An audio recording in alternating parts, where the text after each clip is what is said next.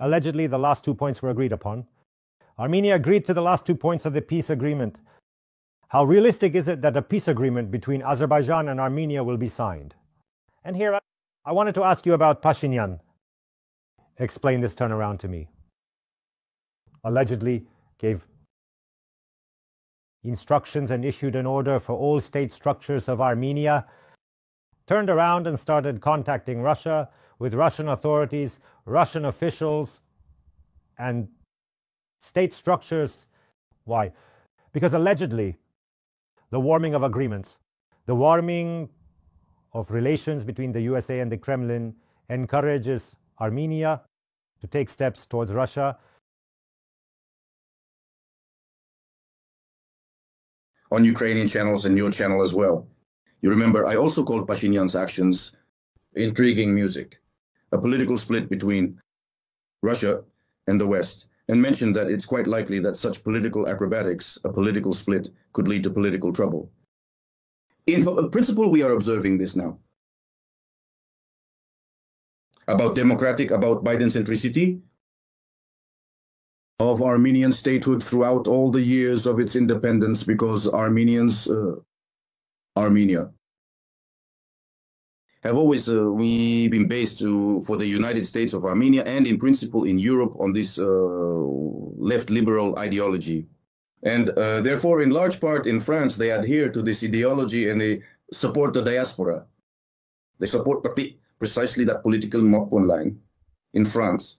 It's the same here in the United States of Armenia, because the majority of them live in California, where there are over 1 million of these ethnic Armenians. Well, in a few other states, there are about 20, 30, or 50,000 living, but mainly it's California.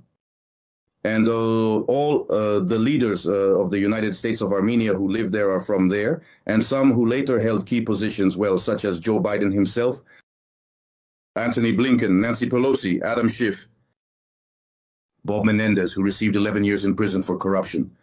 So these were all leaders of the Armenian contest. And to this day, except for Menendez, who is in prison, they all continue to remain so, to be. And I haven't mentioned many other names. They have always been in key positions. That's why the bet on the Democratic Party and chaos and the fiasco that the Democratic Party suffered after the November 5th elections, including Kamala Harris, who is also a native of California, and the entire Armenian diaspora, led by Kim Kardashian, invested hundreds of millions of dollars in her election campaign. And they also suffered this fiasco. So naturally, as you can understand, Donald Trump and his team are well aware of this. He talked about this during his first term in 2016 when he was campaigning in California, flying and traveling. He mentioned it there. I remember when in 2020, when already the Second Karabakh War began. Let me remind you that the Second Karabakh War started on September 27, 2020. And already 2 months later, there were the presidential elections in which Donald Trump lost to Biden, that is in 2 months.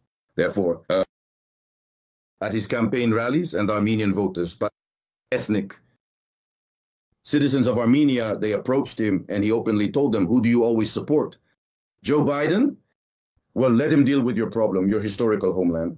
That's exactly what he said. That is, he distanced himself from this issue. He did not support Azerbaijan. But he did not get involved in these issues as Joe Biden did, for example, just 2 months later when he came. For example, during Donald Trump's time, just so you know, the 907th Amendment of the U.S. Congress, which was adopted in 1992 against Azerbaijan, labeled us as aggressors, yes, and supported the aggressor Armenia in this regard. And it always provided support, meaning the U.S. Congress funded Armenia, Azerbaijan. It was prohibited to provide any support. Then when September 11, 2001 happened and so on, then Afghanistan and everything else, Azerbaijan was needed. Airfields, a transit point, logistics there, and they kept freezing this 907th Amendment all the time. All the presidents who later sat in the Oval Office froze it, including Donald Trump. As soon as Joe Biden came into office, he immediately reinstated it. And for all 4 years of his term, it was in effect against Azerbaijan, despite the fact that Azerbaijan seemed to be helping America. It wasn't Biden who was helping. Moreover, when these troops from Afghanistan The Kabul airport, just so you know, was guarded by the Azerbaijani Ministry of Defense Special Forces. At that time, Azerbaijan and Turkey. There was no one else there, no Americans, no one. Therefore, when Stoltenberg even expressed gratitude at the NATO session, he said that the only non-NATO country that provided immense support was Azerbaijan. And as soon as the Afghanistan issue was over, they reinstated the 907th Amendment. That is to say, when Azerbaijan was needed, it was acceptable, but now it's no longer needed. And now Armenocentrism is becoming the focal point. And off it went. An attempt to pass some paper through Congress, then an attempt through the UN Security Council, the European Parliament, all sorts of silly papers. They achieved nothing in these 4 years. During Joe Biden's term, Azerbaijan achieved everything. That is, if during Donald Trump's time, we regained 95% of Karabakh, there was a 5% piece left where the so-called Russian peacekeepers were. So over these 4 years, we closed that issue as well. Fully restored the sovereignty of territorial integrity. Moreover, we ensured that not a single ethnic Armenian remained there. They voluntarily left the territory in plain sight, in front of the whole world. That is, no ethnic cleansing occurred there, nothing. What do you think in a situation where the most pro-Armenian president was sitting in the White House of the United States, if they couldn't do anything against Azerbaijan, which was in command? On the ground and geography, you know, you don't choose it. It can be an advantage or a disadvantage. That is, considering that we have Russia and Iran, this is a disadvantage for us in terms of geography. But considering that Armenia is in a deadlock today, that is, it has no access to the ocean, the sea, or anything, its only outlet to the world, the border, is through Iran. And Iran is considered an enemy of the civilized world. On one side, there's Turkey. On the other side, Azerbaijan. And on the third side, Georgia, which is a strategic partner of Turkey and Azerbaijan, among others. And what should Armenia do, which has neither gas nor oil nor access to anywhere, no logistics? They are at an impasse. Yes, the only thing they have are Russian military bases. And what next? So they had all this working until the Second Karabakh War. And after the Second Karabakh War, this is already completely opportunistic, changed. And in Moscow, the winds are blowing differently now, especially after the confrontation between Moscow and the West after 2008. August. With Georgia, after 2014, Crimea and Donbass, and after the last 3 years of Russian aggression against Ukraine, as you can see, the Iron Curtain is back, and the significance of the South Caucasus. The logistics, and it turns out the leader here is Azerbaijan, and Azerbaijan's #1 strategic partner is Turkey, the second largest army in NATO. In this situation, Azerbaijan and Turkey have done everything to ensure that Russia does not interfere in this matter, as it did in the First Karabakh War during NATO under Yeltsin. And all this happened during Pashinyan's time. Initially, Pashinyan did not fully have this understanding, according to analysts. He was counting on Russia to intervene. When he saw that Russia did not intervene and that Russia is not thinking about the interests of Kazakhstan, Armenia, or anyone else, but only about Russia's interests, including Belarus and Ukraine. In this situation, it was advantageous for them not to intervene, which was demonstrated. And of course, Pashinyan immediately turned to the West. He turned to the West, the European Union, and ran to Washington. And what could they do? The only thing they could do was they made a public spectacle. But in reality, they achieved nothing. And it came November 5th. Biden suffered a fiasco. The entire Democratic Party and this ideology suffered a complete fiasco. Plus, the first blow was struck. The first blow delivered by Donald Trump and his team against USAID. USAID, and through mass media, I mean both Voice of Armenia and Radio Liberty, and all the others that were Armenia-centric. And the funding of all projects, non-governmental, supposedly humanitarian, these concerns, everything that was funded there in Armenia, everything went through this USAID, and this funding was completely halted. Pashinyan got on a plane, flew to Paris. When Donald Trump arrived there, he wanted to negotiate with him. Macron, who is his main ally in Europe, what could he do? He led him to Trump, who simply took a photo. But he also led the former president of Georgia. And what next? What can be done with this photo? Well, hang it in your bedroom, that's it. Tangible planes in reality? Does this work somehow? Not at all. He returns after that, when the inauguration had already taken place.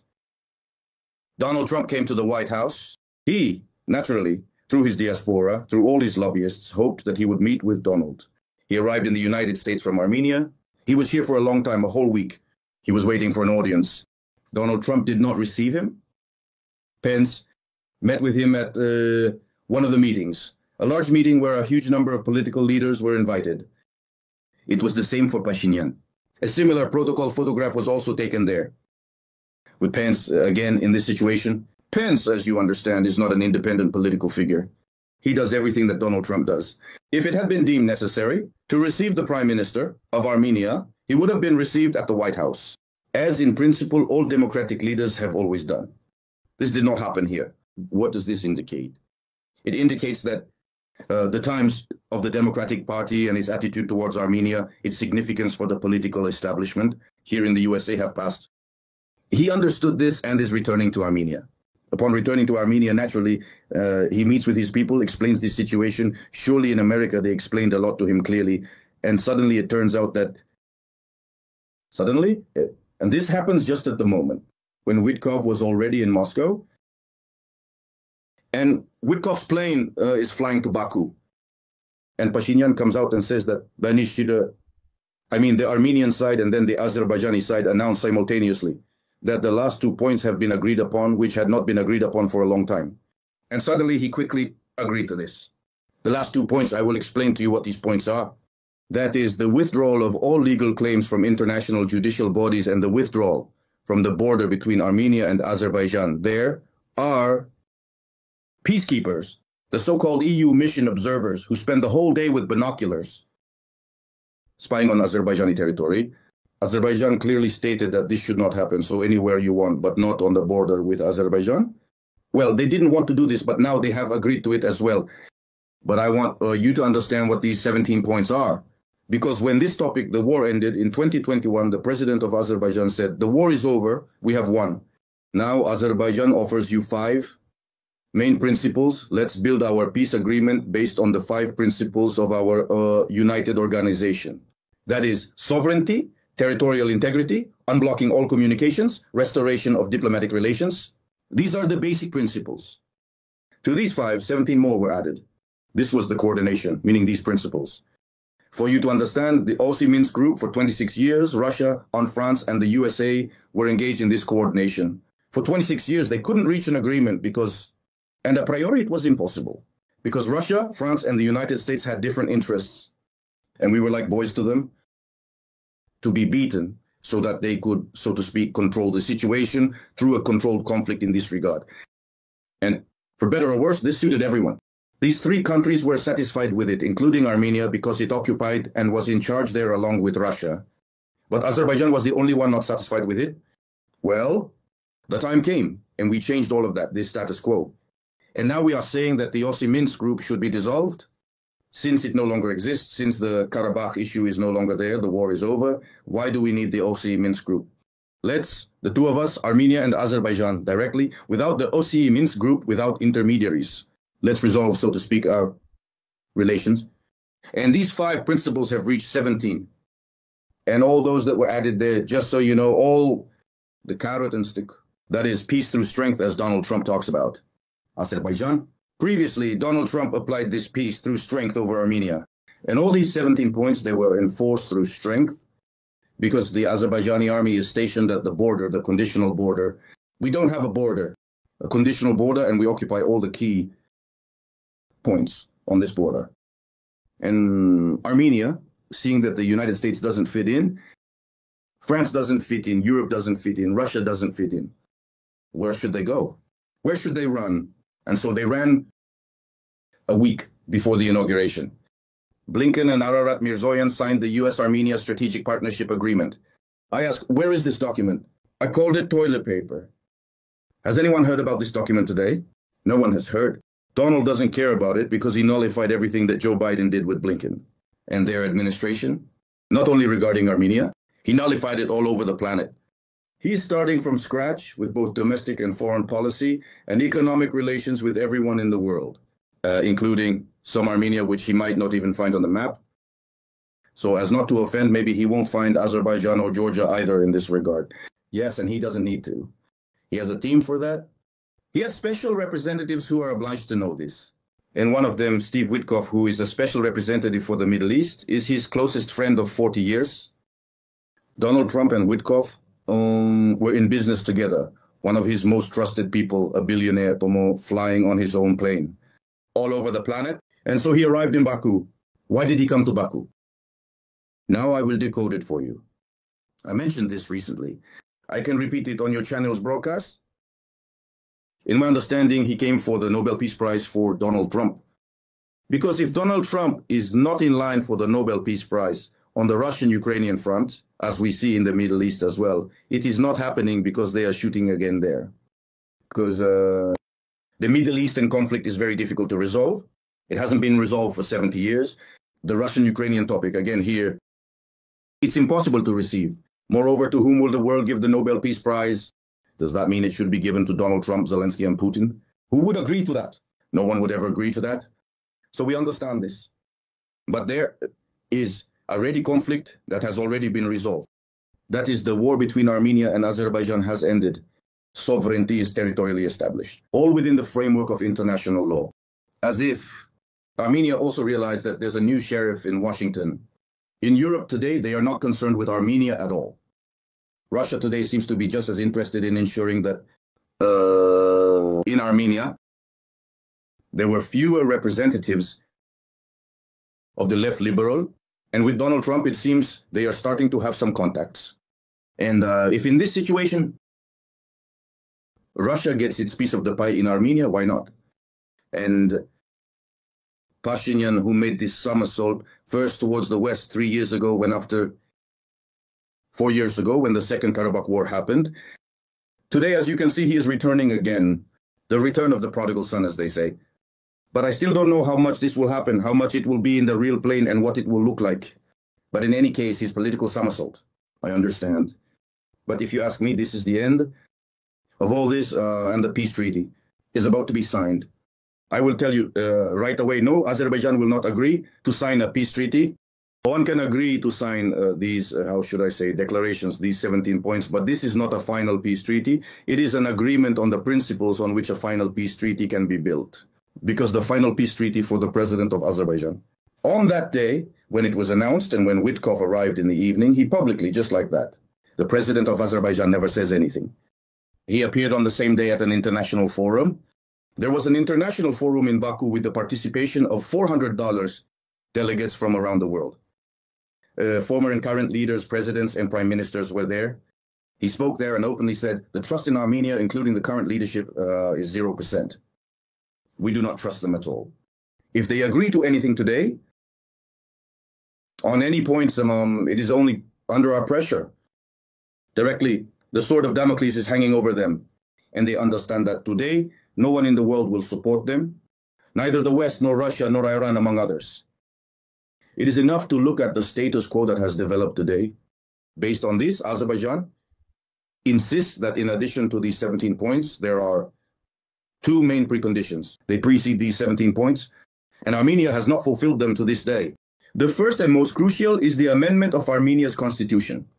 The constitution of Armenia, 35 years ago, when Armenia gained its independence, when the Soviet Union collapsed, they had in the preamble, in the Declaration of Independence, it is written in black and white that Karabakh is an integral part of Armenia. That's all. This is exactly like, for example, how Russia today has included in its constitution these four regions, Crimea, and Donbass. This is all in their constitution. Ukraine or some Ukrainian president will go to sign some peace agreement with Russia today or in 10 years.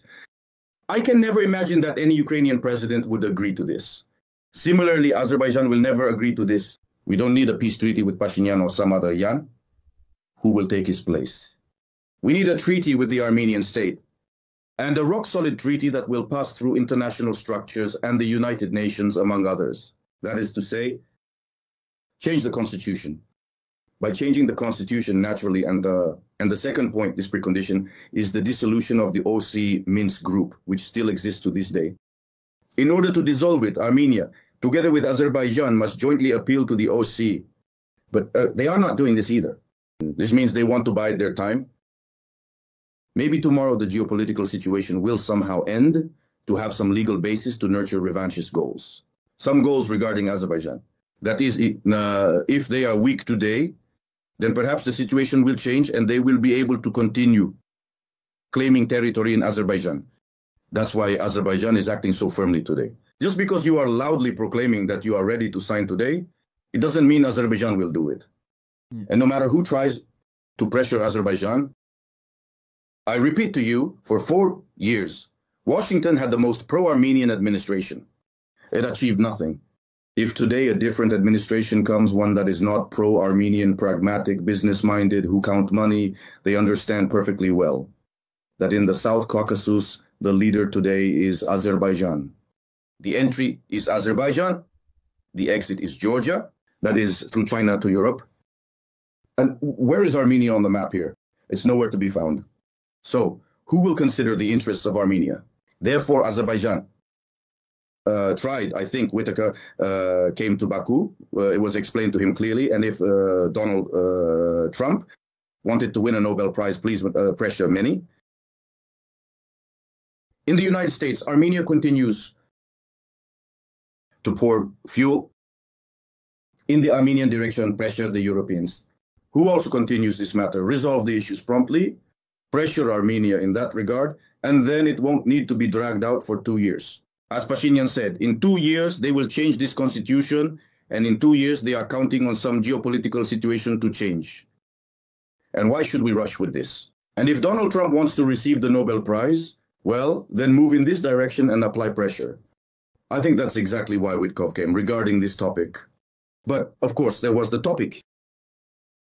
Iran stood apart, and it is very important in this context to read the key analytical centers, including the Heritage Foundation, which is directly working with the Republican administration today, not to mention the media, which came out with such articles, and this was also in Israel, including in the Jerusalem Post, for example, which covered it in great detail.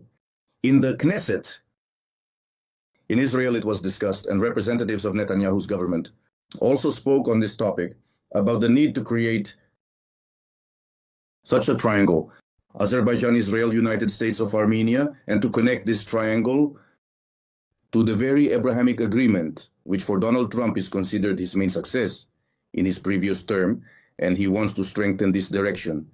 Do you see Armenia anywhere here? No. Therefore, this is also from this area. Because if we are talking about Abrahamic, I mean, Abraham is the forefather, so to speak, the great-great-grandfather of Judaism, Muslims, and Christianity, right? Therefore, the United States of Armenia is a Christian country. Israel is Judaism, and Azerbaijan is a Muslim country. And considering that Azerbaijan is part of the Commonwealth of Turkic states today, as you understand, the organization of Turkic states, Turkey, Azerbaijan, Kazakhstan, Uzbekistan are key countries. Do you think this generates interest in the United States and in the administration of Donald Trump? Moreover, this includes logistics, energy infrastructure, and everything else, definitely. Therefore, I think this topic was also a subject of discussion. And if we recall that before this, both the president of Azerbaijan and his close circle, members of his team, actively met with Netanyahu, the president of Israel, the foreign ministers, and the defense minister of Israel. In this matter, Turkey plays a very active role, and Azerbaijan is doing everything to improve relations between Turkey and Israel. That is, these are processes that today indicate that Azerbaijan is a key player both in the South Caucasus and in the Middle East, and all the goals and objectives that are needed will be important to the current administration of the United States of Armenia, both through the prism of Israel and through the prism of Iran. Azerbaijan holds an important place. I think this is exactly what I discussed. 7.5 hours in Baku with Special Representative Vudkov. And the political somersault, the split by Nikol Pashinyan, which cost him such a headache, definitely. He can continue moving in the same direction, or he will definitely need to make a stop somewhere. Otherwise, as the saying goes, he had one foot in the past and the other foot in the future. And between his legs was the harsh reality. Подпишитесь на наш канал budrooo.news и будьте в курсе всех событий.